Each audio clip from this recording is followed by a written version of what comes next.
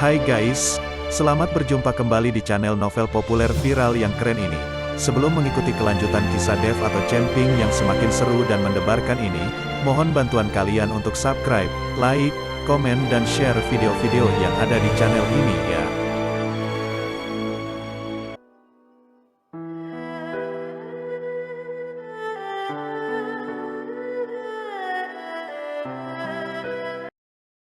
Perintah Kaisar Naga bab 3137, 3138 dan 3139. Segera, monster jiwa darah itu musnah, dan air di kolam berubah menjadi kemerahan. Sekarang orang-orang itu tahu bahwa di bawah kolam air ini ada jalan mengarah ke laut tinta di luar, jika mereka berenang keluar. Hanya saja, karena kedalaman kolam tidak diketahui, tidak ada yang berani masuk dengan gegabah. Tuan Yeduo, apakah Anda mengetahui bahwa pria dan wanita ini adalah kultivator iblis? Ketika mereka baru saja mulai melakukannya, saya merasakan nafas iblis dari mereka. Zhou Tai berbisik di telinga Ye Fengqing. Aku sudah tahu sejak lama. Ye Fengqing sudah lama mengetahui bahwa Jindong dan Luosi adalah kultivator iblis. Bukankah aliansi penyegel iblis Anda berspesialisasi dalam memburu kultivator iblis? Sekarang keduanya adalah kultivator iblis. Mengapa Anda tidak menangkap mereka berdua? Zhou Tai ingin Ye Fengqing melakukan sesuatu pada mereka. Jika Dev berani membantu, maka dia berkolusi dengan para kultivator iblis, dan dia pasti akan ditentang oleh banyak kultivator. Sialan, aku tidak melihat bahwa Dev telah membantu kedua kultivator iblis itu. Jika kita melakukannya sekarang, kita tidak memiliki peluang untuk menang. Selain itu, kita terjebak di sini, dan kita membutuhkan seseorang untuk membawa kita keluar. Ketika kita kembali ke pantai, kita akan mengungkap identitas kedua kultivator iblis ini, dan tidak ada yang bisa melarikan diri saat itu. Ye Fengqing memikirkannya sejak dini, dan sekarang dia berpikir bahwa jalan terbaik adalah menelan amarahnya terlebih dahulu, dan ketika dia kembali ke pantai, dia akan menyerang Dev. Ini cara yang bagus, ketika saatnya tiba, kamu dan aku akan bergabung, dan tidak ada yang bisa melarikan diri. Zhou Tai tersenyum dingin. Pada saat ini, Dev tidak punya waktu untuk berbicara dengan mereka berdua, tetapi melihat ke kolam tanpa dasar, sedikit mengernyit. Tuan Chen, saya akan memimpin. Lagi pula, kami baru saja berenang dari air, jadi kami mengetahui situasi di dalam. Jindong mengambil inisiatif untuk meminta memimpin. Dev melirik Jindong, lalu mengangguk, kalau begitu hati-hati, aku akan mengikutimu. Jika ada bahaya, kamu segera mundur. Tidak masalah. Setelah Jindong selesai berbicara, dia terjun ke kolam. Kemudian Dev dan Jiyun melompat ke dalam kolam, dan kultivator lainnya juga melompat ke dalam setelah melihat ini. Pada akhirnya, Zhou Tai dan Ye Fengqing saling memandang dan melompat masuk. Dengan mengandalkan ingatannya, Jindong berenang mati-matian ke kedalaman air, dan segera dia menemukan lubang yang bersinar. Dia tahu bahwa ini adalah jalan untuk memasuki sarang monster jiwa darah. Jindong sedikit ragu, jika ada monster jiwa darah di dalam, mereka tidak akan punya cara untuk menghadapinya di dalam air. Monster jiwa darah ini dapat bangkit tanpa batas di dalam air, dan mereka tidak memiliki peluang untuk menang. Pada saat ini, Dev berenang ke arah Jindong dari belakang, lalu memberi isyarat kepada Jindong untuk mundur dan mengikutinya, dan Dev berenang lebih dulu. Setelah memasuki gua, air di dalamnya berubah menjadi merah darah, dan penglihatan mulai terhalang dan kabur. Dev hanya bisa mengandalkan indera spiritual dan terus meraba-raba untuk berenang ke depan. Saat Dev dan yang lainnya berenang ke dalam gua, semua orang diselimuti cahaya redup. Untuk sesaat, semua orang tampak terbungkus aura tebal, dan tubuh mereka sangat nyaman. Pada saat ini, semua orang mulai dengan rakus menyerap aura tebal. Di kolam air ini, air berdarah merah muda memiliki aura yang sangat kuat, belum lagi air di sini berwarna merah darah. Jelas darah di sini belum pudar, dan auranya paling kuat. Pada saat ini, Dev mau tidak mau mulai menyerapnya. Energi spiritual yang kaya semacam ini sangat langka bahkan di dunia surga dan manusia. Dengan penyerapan semua orang, mereka semua sepertinya melupakan bahaya di dalam gua, dan berhenti berenang satu persatu. Mereka berlumuran darah, semua sepertinya tertidur. Bahkan Dev berhenti berenang dan diam-diam berendam di air, seperti bayi, merasakan aura tebal mengalir ke tubuhnya. Namun tiba-tiba, arus di dasar laut bergetar. Dev sepertinya terbangun dari mimpi, dan suara teredam terdengar di samping telinganya. Nak, Kamu telah menggabungkan semua hal yang dikandung oleh langit dan bumi. Tidak ada harapan bagiku untuk dilahirkan kembali. Dev mendengar suara, dan buru-buru melihat sekeliling, wajahnya penuh keraguan. Karena dia tidak melihat siapapun sama sekali. Semua orang tetap tidak bergerak, menyerap aura di sekitar mereka. Siapa kamu? Di mana kamu? Dev penuh dengan keraguan, terus berenang ke depan. Aku tepat di depanmu. Ada sedikit kelelahan dalam suara itu, sepertinya dia sangat lelah. Dengan ragu, Dev terus berenang ke depan. Baru saja berenang beberapa meter, tiba-tiba tubuhnya seperti menembus penghalang, dan kemudian lampu merah muncul di depannya. Kemudian lampu merah terus menyebar, membentuk susunan cahaya khusus, dan tubuh berwarna darah perlahan muncul di susunan cahaya. Tampaknya sosok ini adalah seorang lelaki tua, dengan kecemerlangan merah bersinar di sekujur tubuhnya, dan banyak garis di kulitnya. Garis-garis ini seharusnya dilukis oleh orang-orang, kelihatannya sedikit menakutkan. Separuh dari tubuh lelaki tua itu terperangkap dalam susunan cahaya, hanya bagian atas tubuhnya yang terbuka. Dev melirik, dan melihat bahwa lelaki tua itu jelas-jelas dipenjara di sini, dan sosok lelaki tua itu kabur, bukan entitas nyata, tetapi lebih seperti hantu. Kamu siapa? Kenapa kamu di sini? Apakah kamu yang membesarkan monster jiwa darah itu? Dev bertanya pada lelaki tua itu.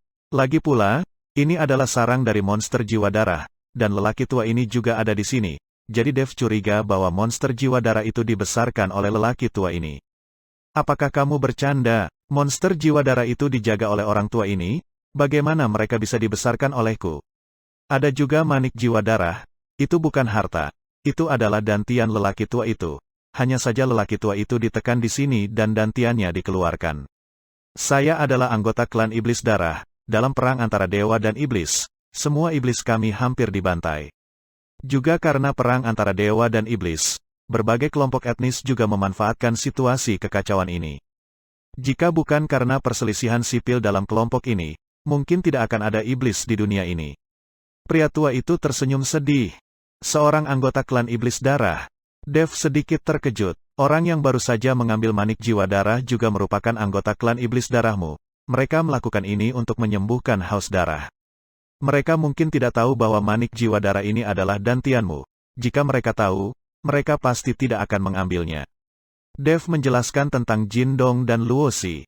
Hahaha, kamu tidak perlu gugup, dan kamu tidak perlu menjelaskan, tentu saja aku tahu. Kalau tidak, bagaimana mereka berdua bisa mengambil manik jiwa darah dengan mudah?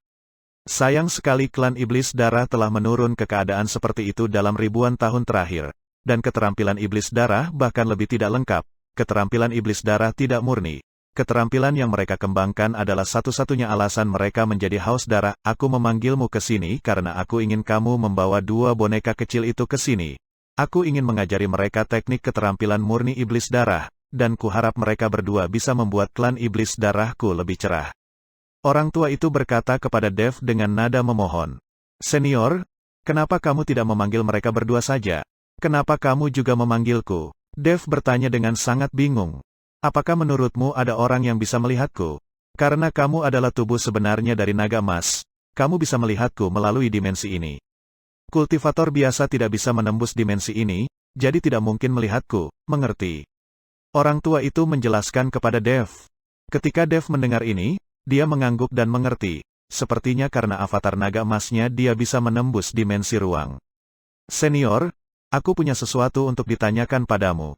Apa sebenarnya alasan dimulainya perang antara dewa dan iblis? Apakah semua kelompok etnis akan berperang melawan iblismu? Dan apakah kalian benar-benar iblis seburuk yang dikatakan orang? Dev tidak mengerti bahwa di mata banyak kultivator, iblis adalah iblis dan mereka harus dibunuh. Tapi Dev juga bertemu banyak iblis. Bahkan iblis besar seperti iblis darah, iblis yin, dan iblis angin. Dan mereka ini tidak seburuk yang dikatakan legenda. Mendengar pertanyaan Dev, lelaki tua itu tersenyum kecut. Aku tidak tahu mengapa perang antara dewa dan iblis dimulai, apalagi siapa yang memulainya. Namun, ras iblis kita tidak seburuk yang dikatakan orang di dunia. Anda harus tahu bahwa ras apapun, selalu ada yang baik dan buruk. Mungkinkah semua kultivator dari ras manusia adalah bodhisattva yang menyelamatkan penderitaan semua makhluk? Di antara kultivator manusia, ada lebih banyak orang yang berbahaya dan lebih banyak orang jahat. Jadi selama perang antara dewa dan iblis, tidak semua kelompok mengincar kami, tapi banyak pula yang membantu kami, karena itu, ada perbedaan dan perselisihan sipil di antara kelompok lain. Di medan perang ini saat itu, klan Qinglong berdiri bersama kami, dan ada beberapa monster dan manusia abadi di antara mereka. Dapat dikatakan bahwa perang dewa dan iblis saat itu bukanlah seperti apa yang dunia katakan, melawan klan iblis kita, tetapi huru-hara besar, sejauh yang saya tahu. Ada juga perang saudara di klan naga Anda tahun itu, dan ada kematian dan cedera yang tak terhitung jumlahnya. Perang besar tahun itu menyebabkan langit dan dunia berguncang. Saya tidak tahu berapa banyak dunia yang runtuh. Langit dan manusia hanyalah dunia kecil di antara dunia. Seluruh alam semesta surga sangat besar. Baik dan buruk, benar dan salah, seringkali tidak ada garis pemisah, hanya saja persepsi setiap orang berbeda. Ketika lelaki tua itu berbicara tentang perang besar tahun itu, wajahnya penuh kesedihan. Dev terdiam setelah mendengar ini, dan apa yang dikatakan lelaki tua itu membuat Dev memahami kembali akhir dari perang antara dewa dan iblis. Mungkin pertempuran antara dewa dan iblis hanyalah sebuah kesempatan, karena seseorang ingin merombak kartu langit dan dunia, dan akhirnya membiarkan iblis digunakan sebagai perisai. Setelah merenung sejenak, Dev mengangguk dan berkata, "Oke, saya akan pergi dan membawa mereka berdua ke sini." Dev berbalik dan pergi, tubuhnya memancarkan sedikit cahaya setelah melewati lapisan tirai cahaya. Dev melihat bahwa semua orang masih berlatih dengan tenang. Dev melangkah maju dan menepuk ringan Jindong dan Luosi. Keduanya terbangun tiba-tiba, dan mereka menghela nafas lega saat melihat Dev. "Tuan Chen, sangat nyaman berlatih di sini, jadi saya berhenti sebelum saya menyadarinya. Saya benar-benar minta maaf, kita akan pergi sekarang." Jindong mengira mereka berhenti berlatih tanpa sadar, yang membuat Dev kembali untuk mencari mereka.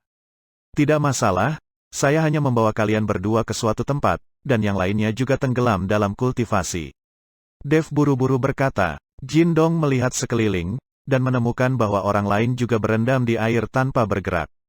"Tuan Chen, kemana Anda akan membawa kami?" Luosi bertanya dengan curiga.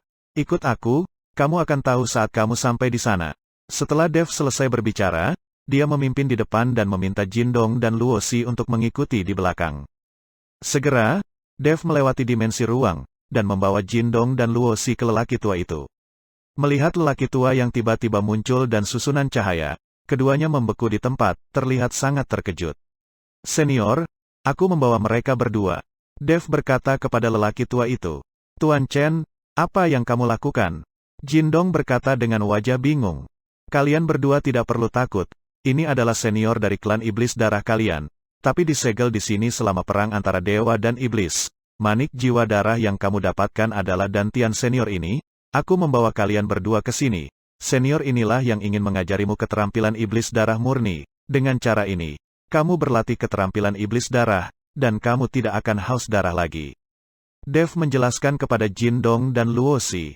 Ketika keduanya mendengar bahwa lelaki tua di depan mereka adalah senior dari klan iblis darah, mereka langsung diliputi kegembiraan, dan mereka semua melangkah maju dan membungkuk.